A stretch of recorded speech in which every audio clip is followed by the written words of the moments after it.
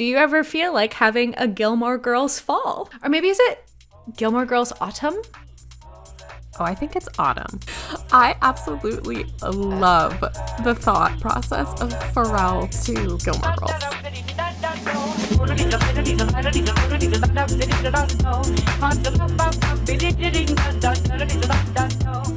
Hi, I'm the crispy little leaf you just can't wait to step on, Phoebe. And I'm Jacque. And welcome to Do You Ever Feel Like? Where we ask the questions that everyone's thinking and no one's answered. How you doing? Okay. It's getting to be fall. It's getting to be fall. The leaves are starting, like I said, I'm a crispy little leaf. Yeah, you are. It's what color are you? Oh, baby, I'm brown. I'm crispy. I'm an old oak tree, dog. Ooh, that kind of just turned into like some like beat poetry for a second there. Yes, it's getting to the beginning of our first episode back, where you just started listing fall things. Yeah, that's what I do. I just list fall things. The care and the care and insanity in which I have brought to this episode, I would say in the like level of, I wish I decorated a little bit more, but like me too. This is we do a Christmas special, but really we do a fall special. Like really we do a fall special. We are autumnal girls. Really? Yes. Yes, absolutely. I was walking the dog this morning and like the like watercolor of leaves has arrived at my front door. So it's lovely. It's lovely and crispy out. Yeah. So nice to sleep with our windows open. Oh no, delicious. Heaven. What have you been up to? What's going on? You've been writing a ton. I've been really writing. I've been writing. I finished the second draft of a script, which sometimes I feel like I'm Adele, and I know like I like to tell myself I'm Adele because it helps. You love to tell yourself you're Adele. I love to tell myself I'm Adele, but I'm not Adele. But you I also really like love to tell me Adele. that I'm Adele, but I'm really not. This is what I tell. Really, I just like to use that to artists in my life when they're feeling like they're not whatever, right? Producing at some kind of rate. All or like Adele. In a sense. We're all Adele. Yes, exactly. Also, tell the listeners what you mean by this. Adele has constantly, and we've talked about this before, but Adele always talks about how she is not like, she doesn't care really, that she like goes away, lives her life for years on end, and then makes an album and then produces it. And that like, I don't know, there was like 7 years between two of her albums or something. And like, as an artist, she prefers it that way. She's like, you have to live your life in order to like have something to say. And I think that that's beautiful. And I like to tell myself that that's what I'm doing. But it's not. Anyways, so I've really appreciated your encouragement though lately. I mean, I've had a lot of artists in my life that are like, okay, let's keep it moving, right? Yeah. But you in particular have been like, I'm glad. Well, what's the point if not art? Like what truly, I mean, I'm glad it's come off that way and not like harassment, bullying, and or it's been harassment and bullying for sure. But the good kind. The good kind. I mean, I will say this. I will say to everybody, get your fucking, it's like a little bit Kim K. It's like, get your fucking ass up and write your goddamn play. Like, what are you doing? I'll say that to everybody, but especially to the people in my life that like say they're trying to do something. I'm like, okay, then fucking do it. Like, there's nothing I like less in This is so horrible. There's nothing I like less in a person. No, you have a very low tolerance For just for chatting. just For chatting. just like, Mhm. oh, I have this great idea. And I have like people in my life that are like, oh, I have this idea to do this really cool thing. Or like, I'm going to do this. I'm like, oh, wow, great. And then they just don't. And, you know, there's a difference between not doing one thing one time and just like like I cannot handle being around people. It just feels like you're lying. That's what it feels like to me. I know it's not. I know people, you know, I understand life. But I'm like, truly, what are we all here for if not to experience the like magic, joy, and beauty of creation? Like, what are we up to otherwise? Absolutely. So anyway, well, I'm glad it's come off. I'm glad it's helpful. I'm glad it actually not even helpful. I'm glad it got you the end result. Oh, for sure. Yeah. I mean, I think I follow this artist, and I came across this video, and this artist was basically like, you're going insane because you're not making art, not the other way around. Yeah. Because I think that's a misconception, right? I think that's what we do to ourselves. We say like, oh, I have to be in a place totally to make art, whether that's like quote unquote a good place or quote unquote a bad place, right? Yeah. Like I have to be in some kind of place to absolutely access this, right? And that's not true. And actually, whether or not like actually being in the good or being in the bad is actually dependent on if you're making the thing, if you're an artist. So I think that was an interesting thing to come across too when I was like, oh God, I really don't want to do this. Like, yeah. I love that. Oh, I so agree. I mean, like I think we all have the fantasy of like going to a cabin in the woods and writing for, you know, long, expansive, uninterrupted times where like the conditions are ideal. But I would love, has anyone ever done anything in ideal conditions? Like I think it's a great way to just make sure you never fucking do anything. Exactly. It's just a great way to do that. So anyway, also, I'm glad there is no such thing as an ideal condition for anything. No, exactly. Like for boarding an airplane. There's no ideal condition. None. It's so funny. It's like we'll talk ourselves into like having kids in unideal or like doing like really big life things like marriage, children, like I don't know, fucking boob jobs. Like I don't even know what else. Like just like things that are like timeline altering, but like with our art, we're like, I can't. Yeah, I know. I mean, I do the same fucking thing all the time. Right, and it's insane. It's insane. What can happen in like 10 minutes is far more magical, in my opinion, than like, I don't know, 3 days alone in the woods. Yeah.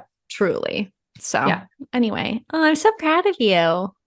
Thank you. And also, I wouldn't be like, we're friends because you harass me.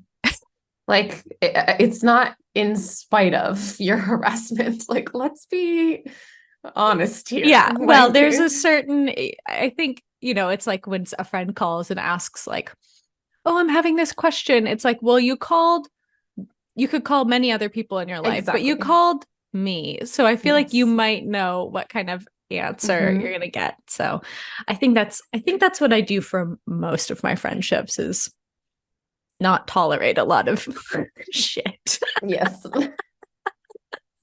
When at the same time, a good kick in the ass. Yeah. Or a good talking to. Yeah. Call 1-800 Phoebe Taylor. For a bad time, call. Be slapped in the face by the truth. Yeah. Call Phoebe Taylor. To get a real dose of something. Anyway, I'm glad. How are you? I'm fine. I went to the eye doctor saying my eyes feel fucking crazy. Look at my eyes. Look at my eyes right now. The doc this week. Do you see how giant they are? They are, yeah. It's gross. I was I'm going to the doc. It's like a whole thing this week. It's painful. I've been question mark eyes look crazy if you're high or now. not until this moment that you told me that you went to the eye doctor. I get asked if I'm high a lot, and I never am. It's just my personality. Because of your personality. Yeah, it's just because it's me. Because you wear floral pants. Because I wear floral pants and shout at people to write plays. Like, that's why.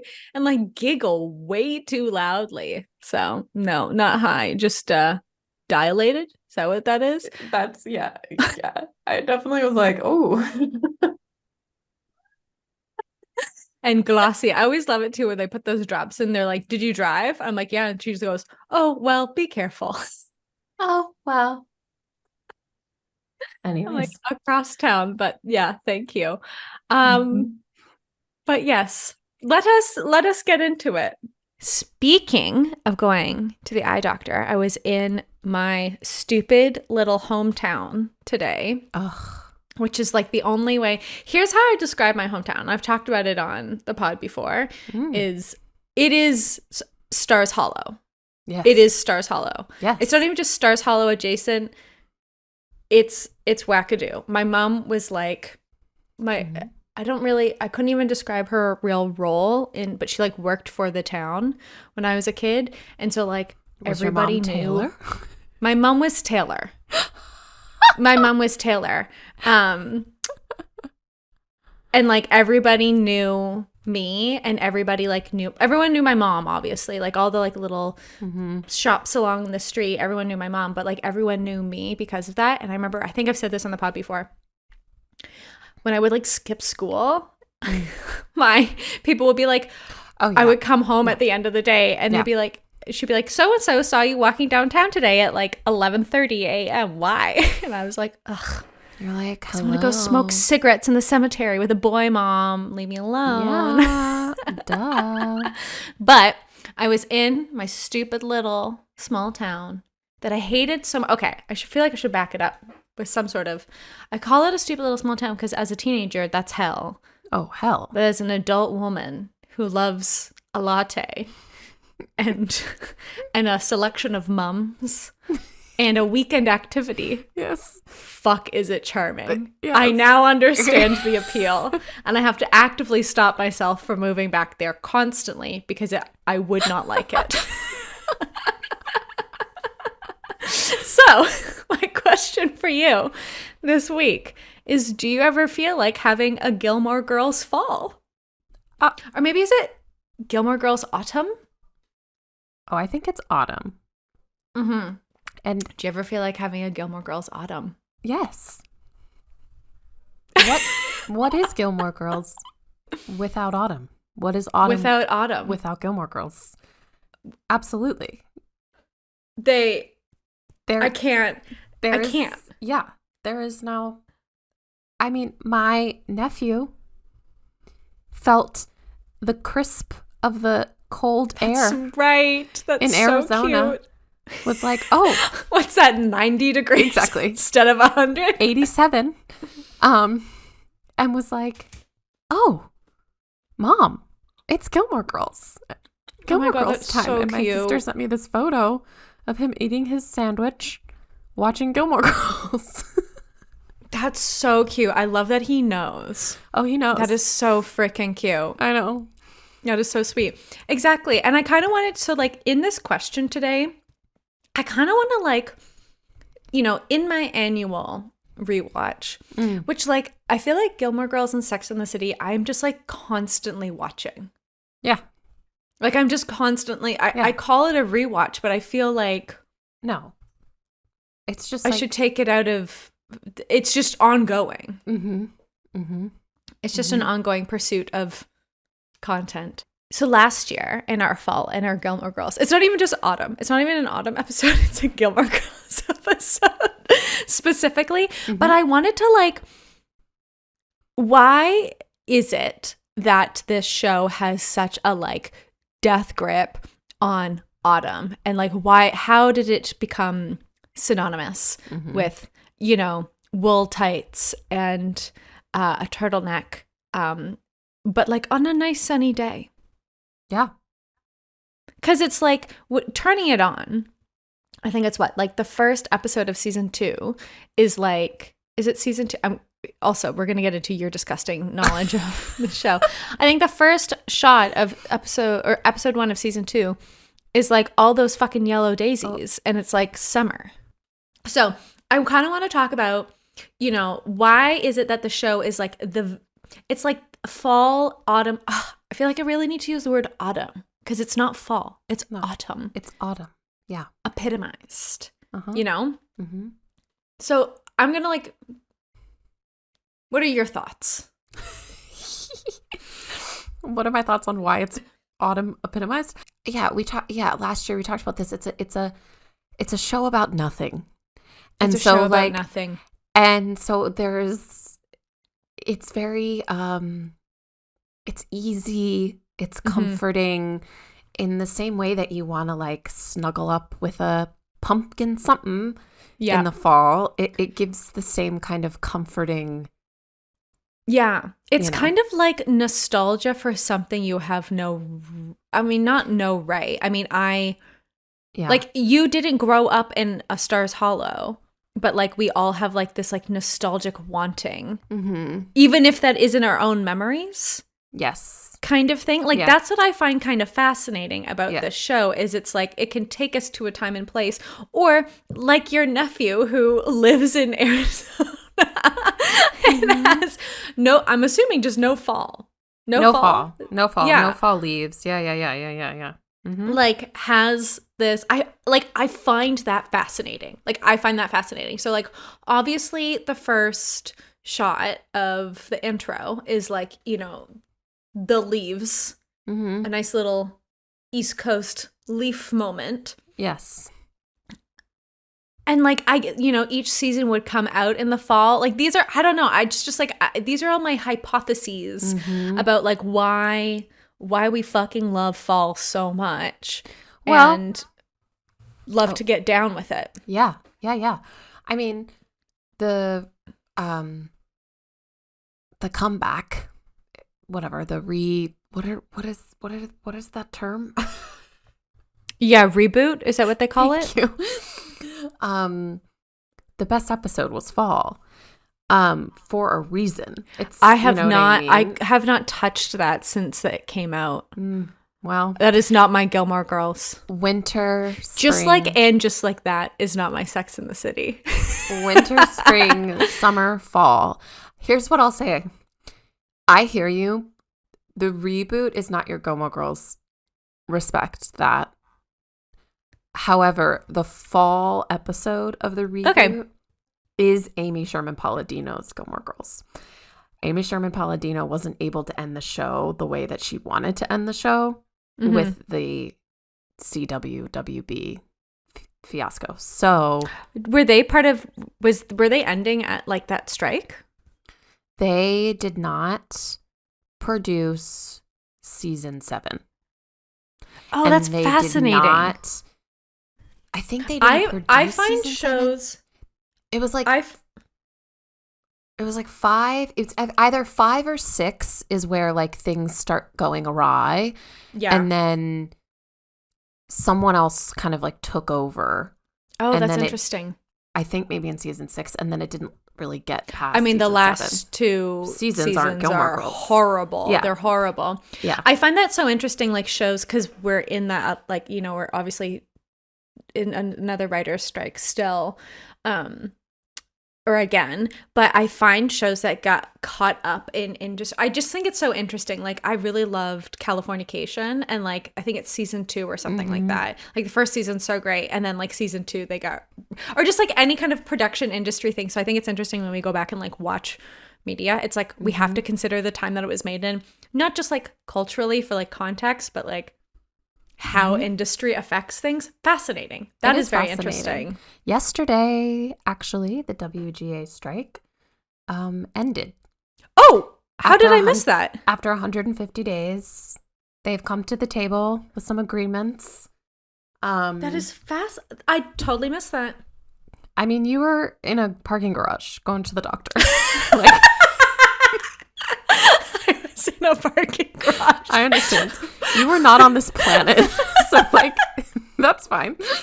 Yeah, I was in an X-File yesterday. Exactly. That's where being in a parking garage makes me think. I'm like, fuck, there's going to be something that comes from events somewhere. Yeah. And I'm going to have to solve the mystery. Exactly. Totally. You were not in this reality yesterday. So I understand.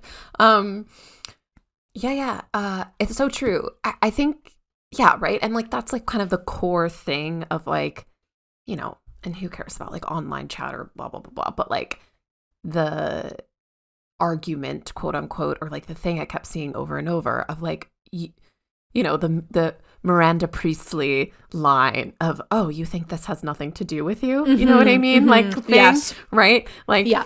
Of like, oh, no, this has to do with every single one of us that consume anything. It has to do with any kind, and any kind of labor. Yes, too. Exactly. Oh, I can't. Well, this is such a tangent. We have to like stop. not Gilmore Girls, because I could talk so much about it. But anyway, yes, Gilmore Girls, fascinating. That is very fascinating. Yes. So that's why I was into the reboot, because I knew that last, you know, hour and a half was what Amy saw for the show that she wasn't able to do with the first round.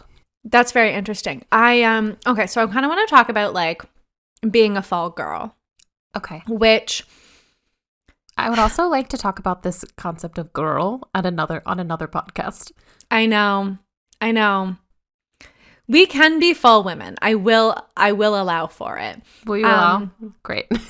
Well, it is. I feel like it's not completely. I don't feel like it's a completely different tangent, because there is something. I don't know what. If a man calls me a girl, it's like wackadoo. It's wackadoo. Yeah. But there is something like, if I get to call myself a girl, like, or like the girlies, you know, you and I are the girlies. Our group chat is for the girlies. Mm-hmm. You know, like that's a very different thing. So I will allow you to be an autumn woman. And even in this, so I want to talk about Christian Girl Autumn. And oh God. And I think the concept of, oh no, because I do feel like Gilmore Girl Fall and Christian Girl Autumn, they reach across the table. Yeah, this is what the internet does. Absolutely. And maybe not even the internet. Yeah. Because I think one can have a Christian Girl Autumn without being girl or Christian. Oh, for sure. Yeah. And like, if you put on your sleeper nightgown and like light that candle, as one of my friends told me the other day, right? Like, yeah, for sure. I want a dumbass Pharell hat. I want one of those big, I want a big infinity scarf. And like, I want to return to tradition. Like, I want to return to Tumblr 2012, just girly things, and spend some fucking money on some fucking pumpkin shit.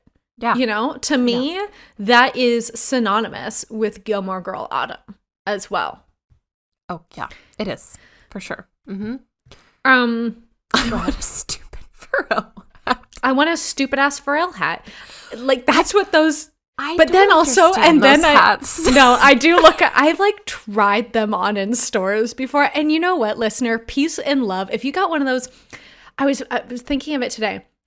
I was in Aritzia the other day, which I realized is a Canadian company when we were having a conversation about it. So I don't know if you'll get this reference, but I was in Aritzia the other day, and there was this fucking infinity scarf that was so popular when I was in high school. Yeah. And it's like this like blue, and like I bet you so many of our Canadian listeners will have know at least what I'm talking about, but I bet you have one in your closet. It was like this blue like jacquard weave scarf, and it was like a muted blue. And then like the opposite side, like the other woven bit, was like this like tanny gray color. And I think it had some tassels. It was fugly. But if you had that scarf, oh my God, were you popular as shit? You were rich. You were cool. You were thin. You were white. Like it was Status. And I was in You a were Ritzy the other Lorelai day. Gilmore. You were Lorelai Gilmore, but the year was 2010. Yeah, exactly. And I was in Aritzia the other day and I saw them for sale again. And I was like, ah! Oh, no. But I think there's something so interesting about like this time of year. It's like I feel like any personality or style or like the fucking Pharell hat like has a chokehold on me, even though it's like so not my vibe. Yeah. Not really interested in it, but I'm like, I just go into stores and I'm like, do I buy a giant felt hat and have a Christian Girl Autumn? Here's the thing. Like the trickle down from the Pharrell hat to the Christian Girl Autumn, I can't believe I just said that sentence out loud, is quite interesting because the Pharrell hat is not the Christian Girl hat. There's actually a distinct difference. There's actually... Okay, I'm not talking about Pharrell for real. Okay. Like, I think Pharrell wears, like, what I think is technically a fedora. And a fedora is not what you are imagining in your mind right now, also. The hat style, it's just wide brim and felt. A wide brim felt hat. Yeah. Yes, I like understand. Lady Gaga's, what's that? Was it Joanne? That album? Oh, yeah. Mm-hmm. Exactly. You know? Like that nonsense. Like, I go, oh, do yeah. I? Mm-hmm. And do I pull my socks up over my ripped jeans? Yes, exactly. Yeah. Do I grab for the knee-high boots? Yes, exactly. Do I get the skinny jeans out? And the pumpkin spice industrial complex, I think we can like insert this into here. Again, like these like okay, but I want to talk about the reason why we were gathered here today. We are gathered here today because I'm fascinated and I feel like I'm shouting also in my house right now. Because you had a cookie. I had a cookie and I feel crazy in my eyeballs right now. I've also had so much coffee today. I could tell. You want to talk about Gilmore Girls? You're like, ooh, let's prep. Let's drink a lot of coffee. I pulled a Lorelai Gilmore today. I mean, that's another thing. They drink coffee so damn late in that show. That can't be good for your digestive tract. Nothing they do is good for anything. No. Okay, the reason why we're gathered here today is because I find as both a participant and like a little bit, it's like a little bit meta all the time. I feel like that's what we do on this podcast. It's like I participate in these things, but I find it so interesting that I feel like I kind of abandoned my values almost in Autumn. Like, I hate crap. I hate spending money. Capitalism can go choke on something. And yet, if I see a ghost pot and I can open up its head and put shit in it, like I want it. I want it. Yeah. And so I guess maybe like another question is like, why does the pumpkin spice industrial complex have this, I don't know, it's like, again, like this nostalgia for things that maybe we don't even, we've never had or like don't participate in or like typically aren't people who, like I don't decorate my house for Easter, but like I did consider an autumn leaf wreath the other day. Right, exactly. Well, I mean, I also think autumn is a time for like the bounty, you know? So I think it's Ooh. There's so much of stuff, you know? Like going in with that too, right? I mean, I've been thinking about this since we did the Bridezilla episode, this idea of like traditions, rituals, like having to define our lives by something, right? I don't know, like the harvest, the bounty. We look at everything and say, ooh, great. You know what I mean? That is like, so interesting. Yeah, I don't know. That's so interesting. It's interesting you say that. I was doing a little bit of research about pumpkin spice in particular. And as always, we'll have our notes in the description. Yeah, where the fuck did this shit come from? That is a great... So I was like, where, what, how? Like, how did we end up here, you know, as a culture? So Starbucks launched the pumpkin spice latte in 2003, but it wasn't until about 2008 when it's like shit kind of exploded. And I think I'm going to link a Forbes article here that kind of breaks down like the categories of spending and kind of where these things come up. And then also like the Google. It's really interesting to look at like the Google search analytics of pumpkin spice. But anyway, 2008 was like 2008 between 2015 is when things really peaked, which also coincided with the housing crisis and the stock market crash as well. And I think that's really interesting. I find that really interesting that fall, whatever your concept of fall is kind of this like season. It's like the season of the senses. It's like the season of nostalgia. It's this season of comfort and like it's like romantic and cozy. And so at a time which I feel like, you know, we're living in again, at a time where shit's fucking bad. Like bad everywhere we look. You know, like there are a record number of strikes happening right now.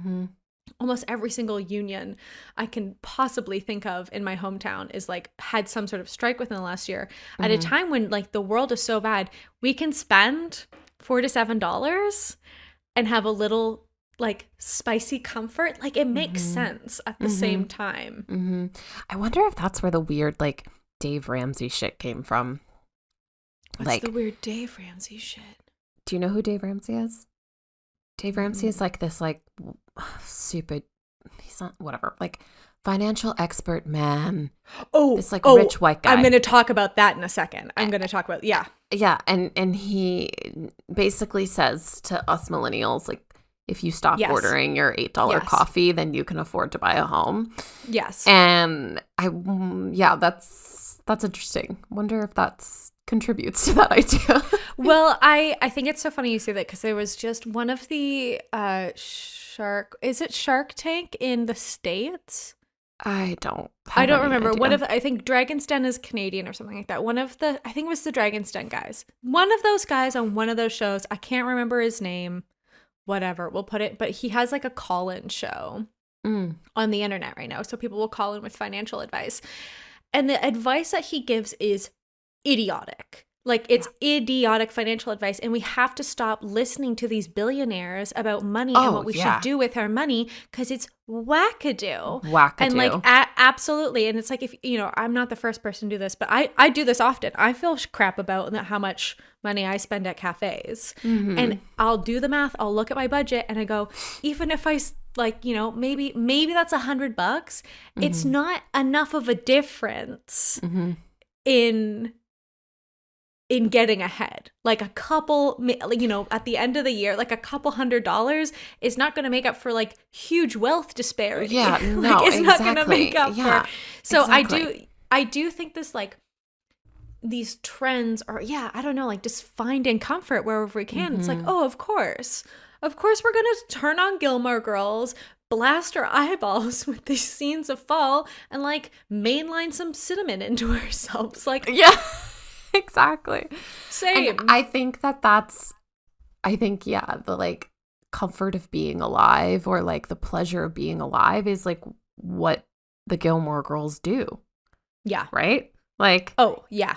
There's no shame around just like sitting on the couch, eating your cupboard full of snacks, and it's like a mirror, really. Yeah, exactly. Or like, I also think for all the complicated shit Gilmore Girls is the representation of that, of like women being gluttonous, foul-mouthed, sexual, on, you know what I mean, on not HBO, right? On and again, cable television, too. Exactly, that was marketed to young adults, right? Is a big deal. And I mean, I think that's definitely part of the comfort thing. Like, oh, having a Gilmore Girls night means like replicating this world, right? Yeah. Too. I wanted to kind of craft a guide, so to speak, about how to have a Gilmore Girls Autumn.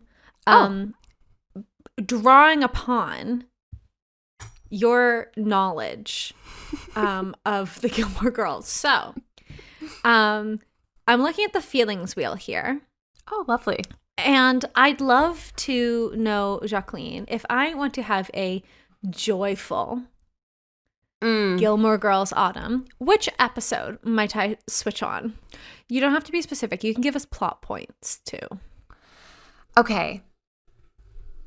No, I think I know. Okay. There's two coming up in my mind. One is that damn Donna Reed, which is in season 2. Okay. Season 1. I think season 1. Season 1. Oh yeah, Newly Dean. Yes. And then another one is, even though it's technically in the winter, the Bracebridge dinner. Oh yes, absolutely. That's a great one. Those bring can me you give joy. like a one sentence synopsis of both of those episodes? Oh yes. So the Bracebridge dinner. Speaking of like billionaires, I don't know that someone has. I want to be the Bracebridge group so bad. I didn't know Bracebridge group was a choice of career, and that's me. Are you kidding me? That's me renting out an entire hotel to put on a Ren Fair experience. Mm-hmm. If you don't think that's the Do You Ever Feel Like Fucking Staff Retreat, you can get out of here right now. I mean, based on the video that we just posted on the internet, like I think people understand the vibes. I hope, or at least I hope. They cancel. The Bracebridge group cancels, and then, they've been preparing for like the inn to be bought out. And so like Suki creates the suggestion of inviting the whole town. And so it's like this, like, it's like a play within a play, right? It's like, it's like, Ren Fair, Nightmare Factory. Yeah. And it's like funny and like weird, and like, it's like everything Gilmore Girls is supposed to be kind of, right? Yeah. And then that damn Donna Reed, again, right? Like it's a theatrical, this is saying a lot about myself. It's like a play within a play. The Donna Reed show is the Donna Reed show. Like, I don't think 50s.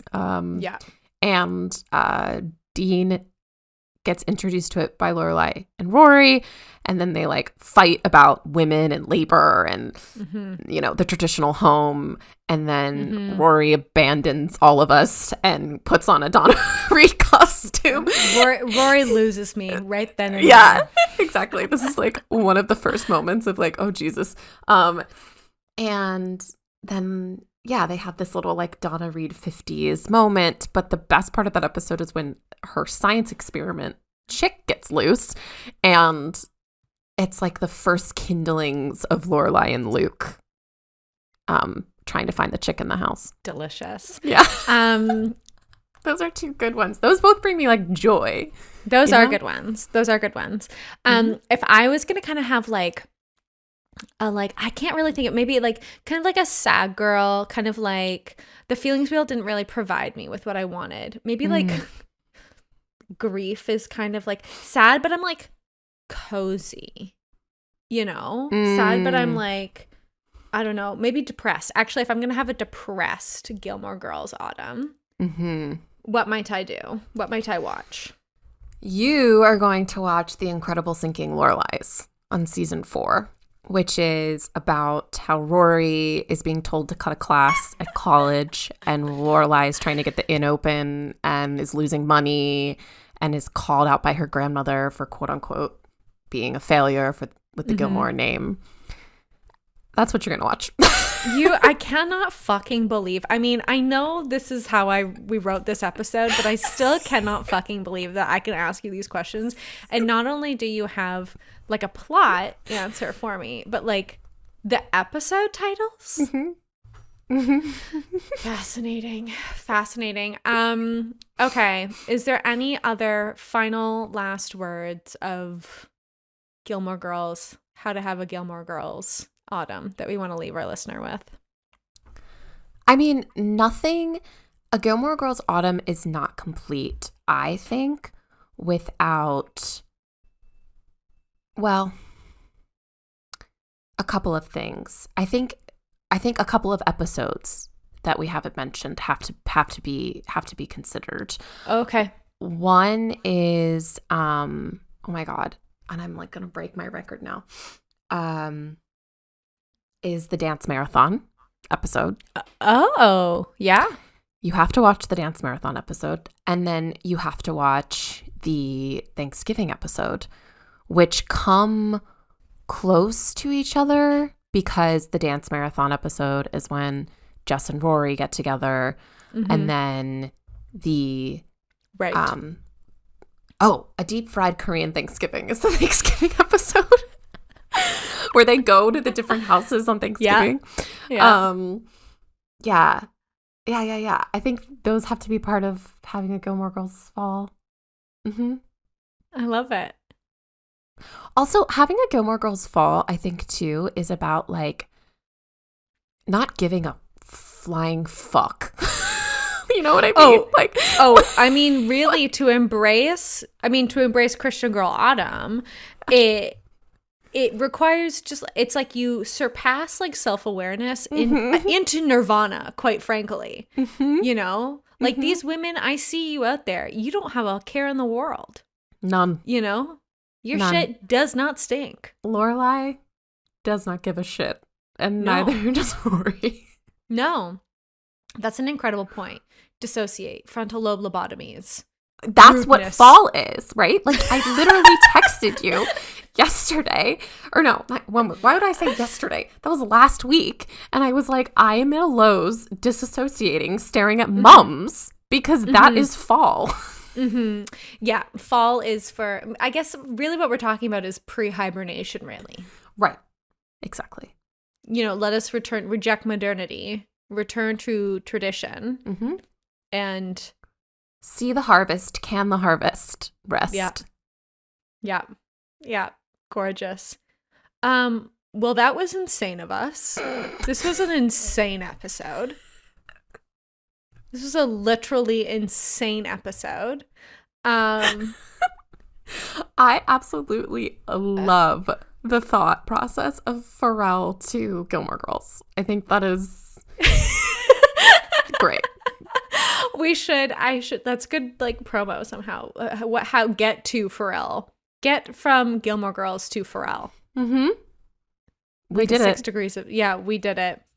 We did it. We certainly did something. Yeah. We certainly did something. Yep. Well, okay, bye. Go have a Gilmore Girls Autumn.